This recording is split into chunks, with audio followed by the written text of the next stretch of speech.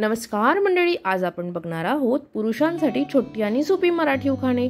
उखाणे आवडल्यास चॅनलला सबस्क्राइब नक्की करा। धन्यवाद।